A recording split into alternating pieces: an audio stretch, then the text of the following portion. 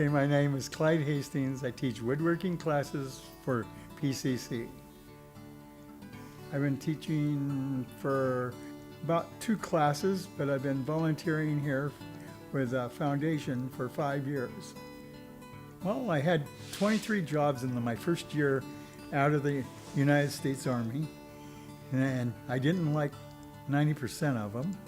I got started in woodworking, working for my cousin. So I learned how to put things together, and then after a while, then I moved up to building. I built a piece of furniture for myself, and then I started doing different things in his shop. When I first started, you would have a table saw, a joiner, a drill press, a shaper, and hand tools, and that's about all you would have. Now you have lots of different custom pieces of woodworking tools. You have a big belt sander that's 36 inches wide, and you have planers that are so sharp that you don't have to really do any sanding or anything. You can just pretty much use them right out of the box, and they get the wood perfectly even. I enjoy using chisels and hand planes a lot. They make it so that you don't have to listen to a table saw and all the noise. I like to get away from the noise as much as possible. And wood moves a lot, so you have to have just the amount of room in there so the piece can move. And the final fit makes the piece. Because if you have too much slop in something, or it's too tight and it goes together and it doesn't stay that way.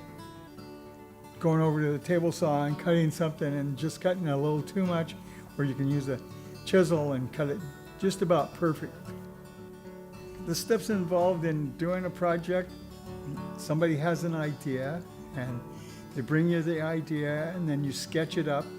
They can look at what you sketched, or you build a prototype of what you think that they're interested in. You just keep going with them until you find exactly what they want, because sometimes they want something, but they really don't know what they want. The students say that I make sure that they all work safely. Safety is a big issue with me. I have a fear of somebody cutting their hand off. I had one kid from a school come into the wood shop in Malala area and cut his whole hand off on a table saw. I keep watch on all the different tools and what they're doing. And if somebody's doing something wrong, I address it in front of the whole class, because I want them all to remember the things that are really taught to be safe. With all the different things that they learn all the safety, they learn about joints, they learn about how to fix their mistakes, because there's a lot of them. So I want them to get used to being in the class and doing the tools. So when they go to their own shop, or when they decide to do their own shop or something, they don't cut their hands off or drill through their fingers. Benefits of making stuff for yourself is pride that you have after you've made your own project. It's not made from a box. It's not IKEA furniture, which are pieces that fall apart. Over half of my students in a term are people that have taken the class and have enjoyed it and come back again. Why do you think that is?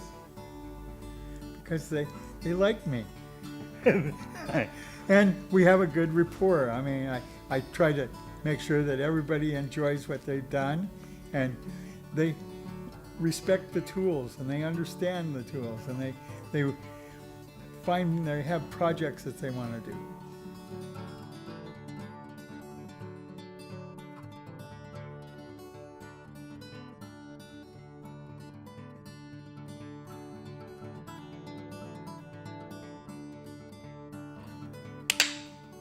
No, here, you bring them up now.